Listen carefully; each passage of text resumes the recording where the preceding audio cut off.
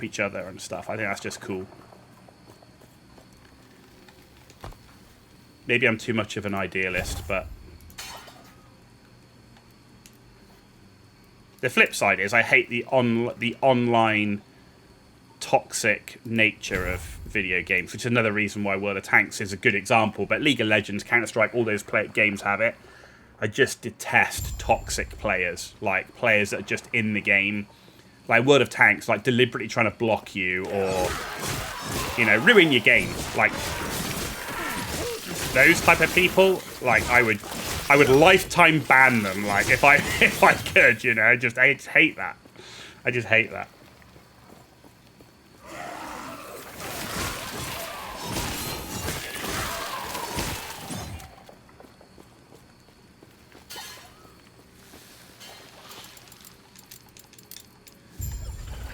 Okay.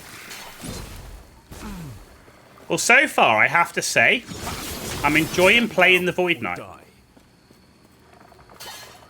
I don't know what it was about the Rogue Mark. Maybe that build didn't work. Maybe the specialization, the mastery didn't work. I don't know, but I'm enjoying. So far, I'm enjoying the Void. I enjoyed the Acolyte Leash way more, and that was all the way to the end game. And so far, I'm enjoying the Void Knight way more. Which blows my mind, because, like I say, Ranger and Merc are my two favourite classes in PoE. Go figure. Go figure. Carry the odd lurker. Hey, man, I love lurkers, you know. Lurk away. Man, the amount of times I'm lurking in, like, co-stream or DM, you know, Daft Microtransaction stream or Skills stream. You know, I'm just lurking away. You know, I've got it on in the background when I'm working or whatever. You know, I lurk away. Just, you know, as long as people are enjoying the content, sounds great to me.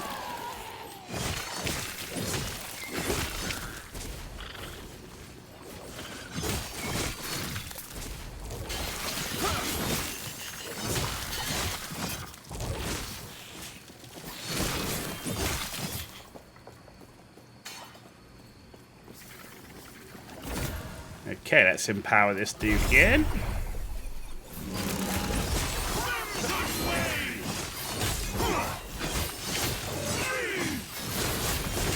Yes, I know I'm stood in the shit, but I want to see how tough we can take him.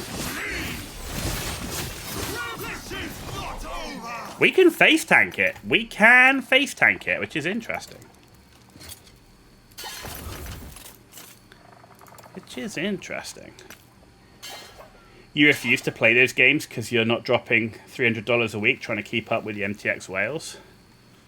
Yeah, well, this is the issue that I mean, look, World of Tanks, you can play the game completely free, right? It is absolutely possible to play that game completely free. However,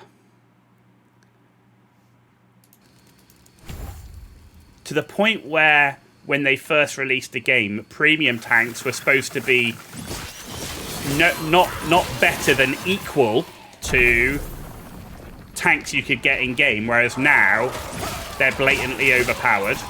So all the tanks for real money are overpowered, and you can only get them. You can only get the new tanks through gambling loot boxes, like the new content locked behind loot boxes. You know, which is going to cost you a couple of €100. It's just too much. It's just too much. I don't mind companies having microtransactions in a game which is free to play where it makes sense. But for me, wargaming have gone too far.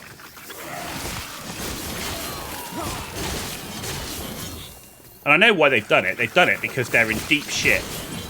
Not financially, but all the new games they've come up with, where they've been into beta test and open beta and stuff like that, they got really bad reviews. So none of their new stuff is going to take off. FOMO farming. Oh, World of Tanks is the king of FOMO farming. Holy shit. Stuff that's limited Like, yeah, pixels that are limited because... Not because of supply, because they're pixels. You limit it to FOMO people. Like, take this. There was a tier 10 tank that was in the game that you could work through. You'd have to work, many, many hours to get the tank. They take it out the game because it's broken, overpowered, and replace it with another tank. A few years later, they sell it back to the community for like, I don't know what it was, 300 euros or something? Go figure. Holy shit.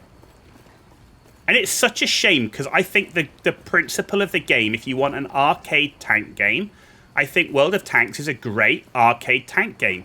Yes, it's got some balance issues. Yes, it could do with some more maps and stuff. But the principle and foundation of the game is good. But the aggressive microtransaction is out of control.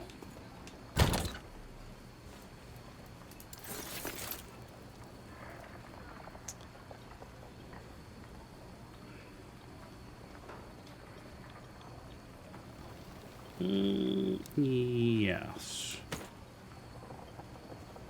No.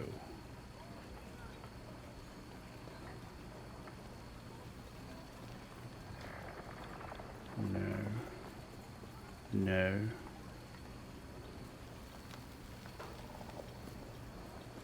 No.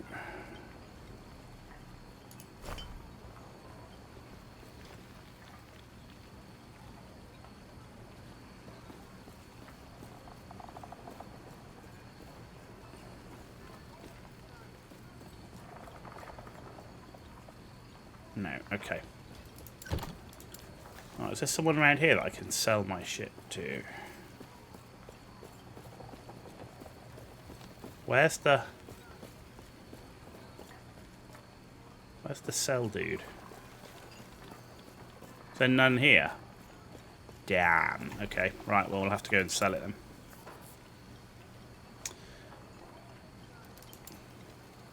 Oh, I can't portal here. Okay, let's go here then. Cultist Camp Council Chambers.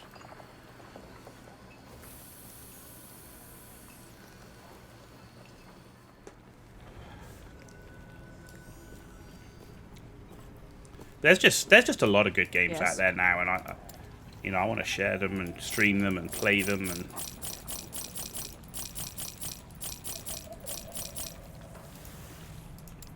And I do still play World of Tanks. Follow your feet. Just to be clear, I do still play World of Tanks. I just don't spend money on the game anymore. I just use my existing gold, which I already owned from before. And yeah, I spent a lot of money on the game back in the past, without a doubt.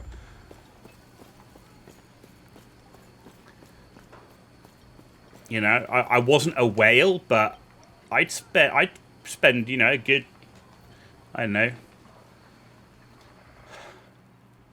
300, 400 euros on the game in a year in the past, without a doubt.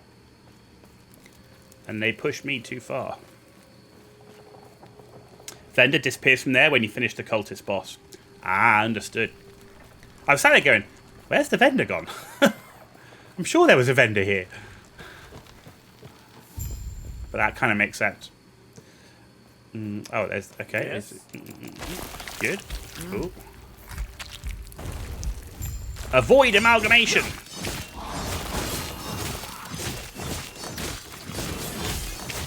Ooh, that's a... Whoa, that's a little bit much. Hey, we got to actually move for this guy. Who'd have thought?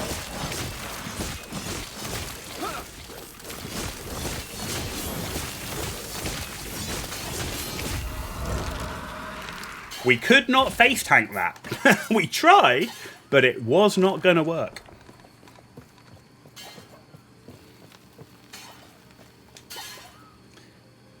Yep.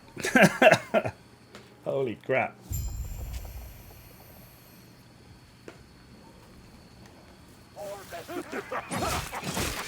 Yeah, this Void Knight's cool. This Void Knight's really cool.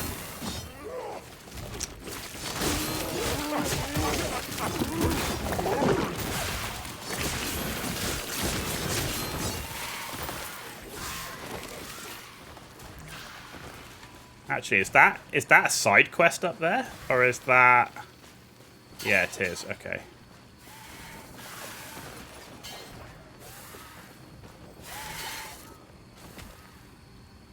Campaign does a really good job of easing you through defense. Like I say, I just can't believe I never played this game before. I just think it's crazy underrated. Like I never played ARPG games, but I knew of Path of Exile, right? I knew about Diablo. This game's amazing. I love it. It's so good. It's great for players new to the genre. Like, if someone said to me, "Oh, I've never played ARPG games before, and I want to get into them," this would be the first game I recommend, without a doubt.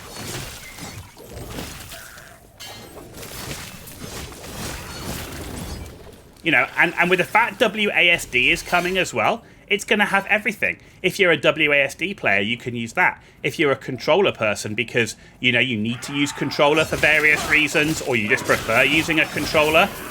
You know, it'd be like, you've got every type of control option that works incredibly well. You've only got 5 skills to manage. It's great. The campaign is fun. It's not overly... I mean, it's not... I wouldn't say it's the best story in the world that I've ever played, but it's got a decent story. The artwork's great. The scenery's great. I wouldn't say it's a particularly demanding game either, so you can run it on most systems. Man, they really need to get this onto bloody console. Because I think it would do really well, because of how well it plays with a controller.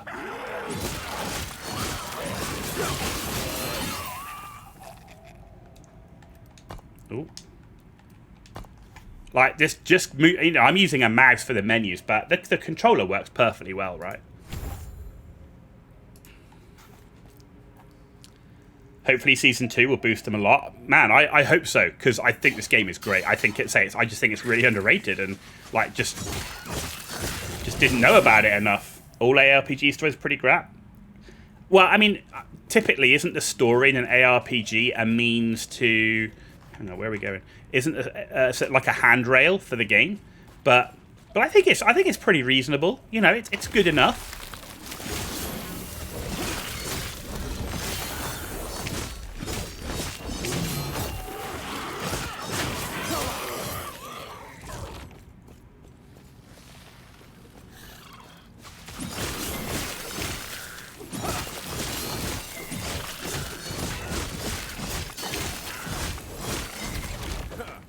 Okay, so the poison is really hammering us. I think we need some poison resist, because we're struggling with the poison.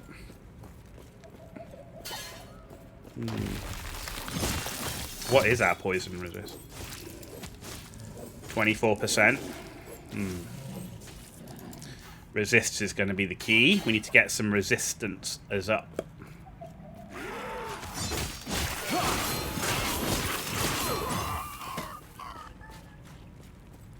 What have we got now? We've got another skill point in here.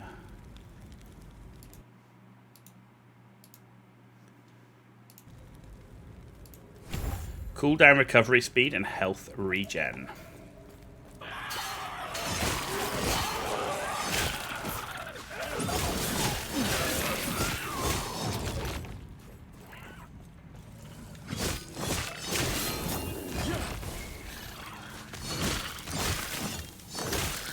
The other thing I really like about this game, not to glaze too much, because at the moment I am glazing, but is the classes feel like I think they should feel. Like, playing this guy, he really does feel like a tanky knight in armor, which if you're looking at a sentinel, that's what you're looking at, right? You're looking at this big dude in big armor that can really take a huge amount of punishment. And he feels like that. You know, the rogue really did feel nimble, darting all over the place and doing all that sort of shit. You know, the acolyte really did feel like that sort of dark wizard, you know, that's got all this dark magic, the Reaper transformation stuff. Again, the classes feel like you want them to feel. Like, I actually surprisingly enjoyed playing the warrior in Path of Exile 2, but I wouldn't say it felt like a warrior other than the fact I was locked into melee. Like, he didn't feel especially tough, to be honest.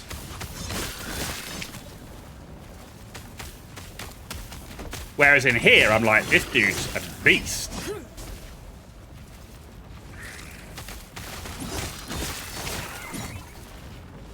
And at least in the early game, in the campaign, like, that's what I want it to feel. Like, if you've got a new player comes into the game and they're going, yeah, they're not min-maxing. Like me, I come into the game, I just look, oh, what class do I like the look of? Oh, I like the look of a rogue who can become a ranger-type marksman. I want them to, you know, you want them to play like that because they're picking that class because that's what they're interested in. They want that type of character. So you've got to give them that experience, right? Later game, it's going to, you know, it can be different, but certainly in the early game, that's what you want. There's some res conversations as well, like fire damage taken as physical. Oh, conversions. Like fire damage taken as physical. Warrior is squishy on PoE2 and armor's the worst defense. I know, man, and that's the thing. I played a warrior. I played the warrior all the way through to end of Act 1, right? And killed Count Geonor. And I actually enjoyed playing it. Not as much as a ranger or a merc, without a doubt, but I enjoyed playing it. More than I thought I was going to, because I'm not really into the sort of that type of class, right? But he didn't really feel like a real tough beast warrior wearing all this armor and all that.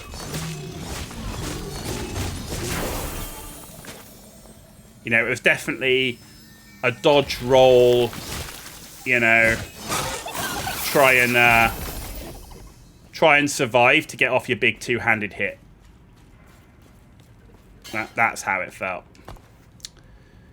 Ooh. One more point and we're going to have a slight change up, I think.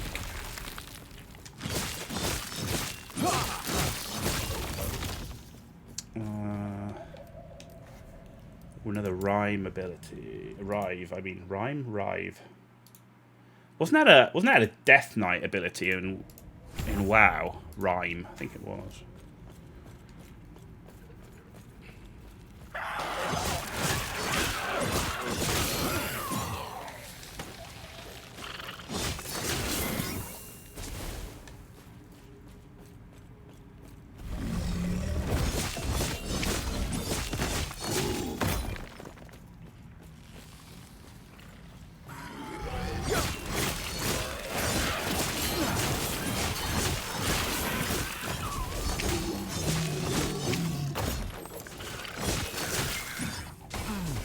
Doesn't fit in my inventory. No. Right. There we go. And change. And that I love. Like this quality of life stuff for inventory management. Oh, I love it. You know, in season 2, the mats are going to automatically go there. That's so good. Like, why does inventory need to be a pain in the ass to manage? It doesn't. It doesn't at all.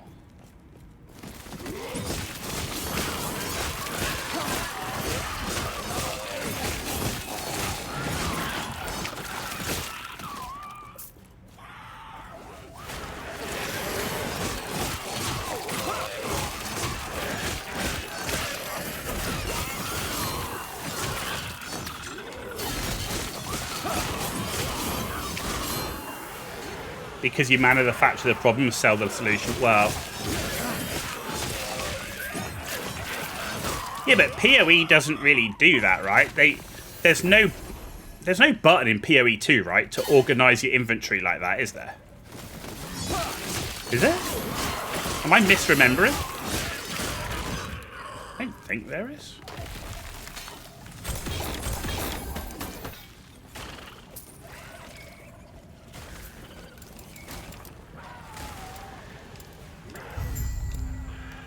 Two passive points.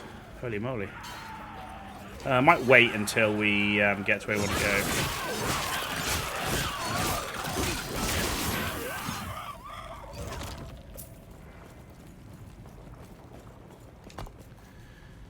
Right, I want to go back to the council chambers quickly. But yeah, but that's my point with the microtransaction store.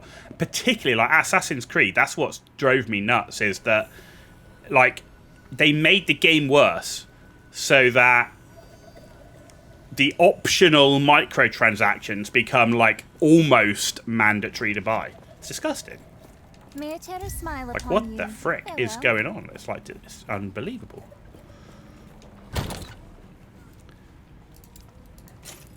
Right, what have we got? What have we got, gents? Azure Plate of the Turtle. Hang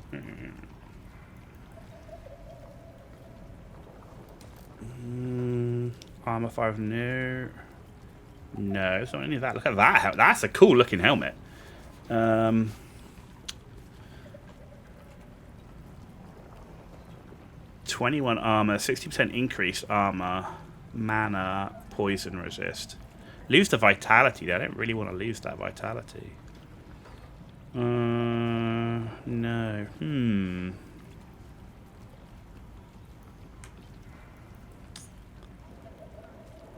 It's a lot more armor though, like a lot more. Do you know what? I think I'm going to equip that. Chance to find potions, 20 physical. It's got good physical res.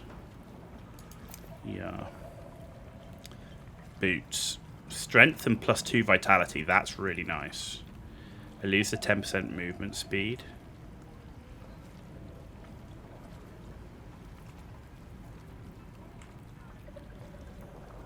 +20 armor, +3 strength, +1 vitality, 12 void. Ooh, yeah, I think I will have that. That, no. Ooh, look, we got a unique ring. Critical strike, ward on crit. Wow, that is a crit ring. Like, you want a crit? Wow, that ring is going to give you crit. Movement speed, void resist, physical damage, freeze rate, cold resist, dodge rating.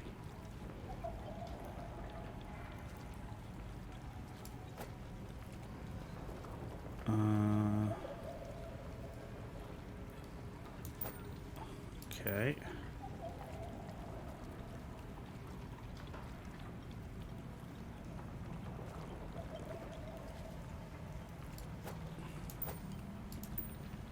Yeah, okay. I think that can work. There we go, and that's into our uniques. And this whole affinity thing, yes, where you can set your stash tabs to, like, this is the items that go in there. Awesome.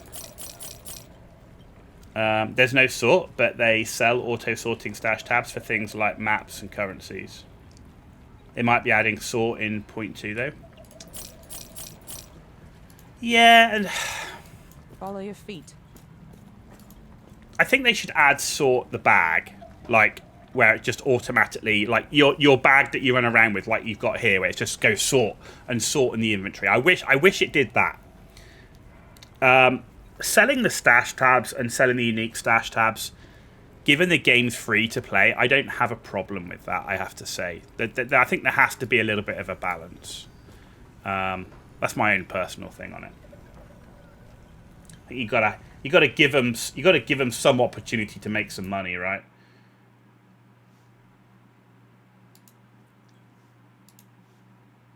Okay, right. So we're gonna have a little bit of a look here at our dude, right? So if we go to Sentinel, that's 8. That's 5. We've got 2 in that. We've got 5 in that. Right, and I want to go Void Knight 10.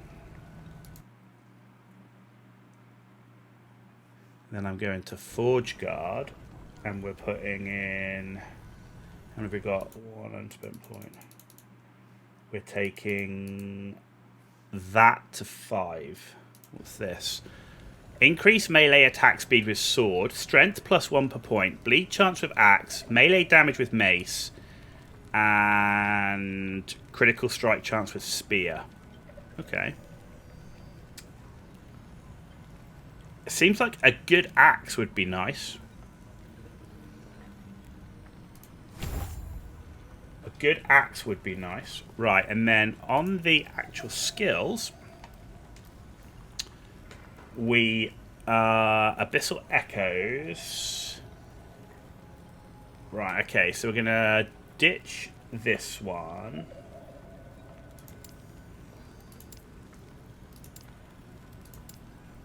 And we're going to put in Abyssal Echoes.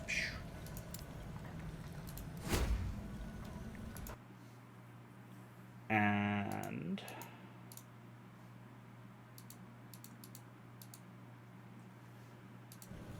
we're going with one of that, which is Spell Void Damage plus 10.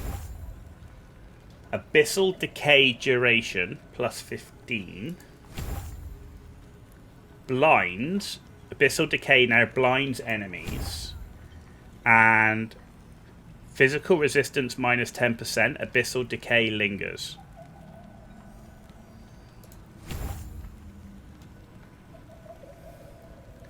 Gambling. It's gambling. You want me to gamble? You're obsessed with me gambling for armor. You're absolutely...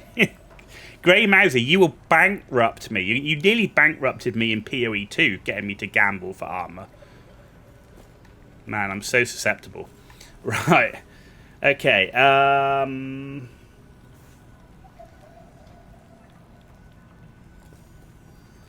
then... Right, I need to make some changes on here. So... I want to put Volatile Reversal in instead of that. So we've got Volatile Reversal in and Rive for now. And then I want to change out Warpath. I want to change out for Void Cleave. And then I want to change out Vengeance for Rebuke when we get that. I have Rebuke already, so there we go. I don't have... Oh, I've got Void Cleave. There we go.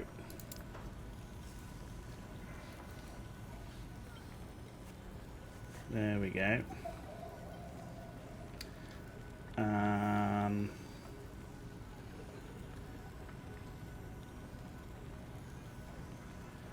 Oh, and then I need Abyssal Echoes, right, which is here.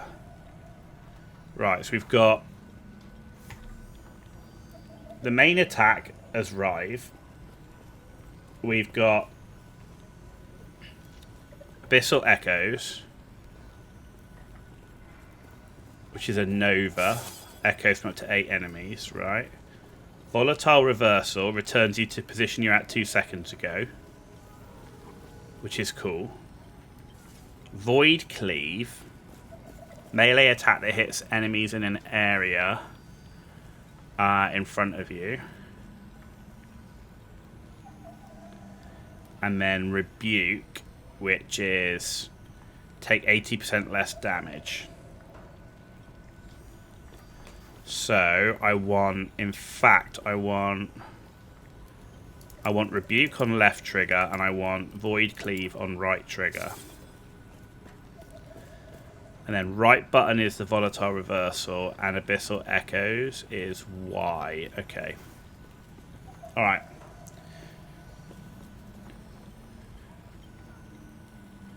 To a degree, you agree, but then you have games like Last Epoch and Dragon King who put it all in for a one-time $30 to $40 cost.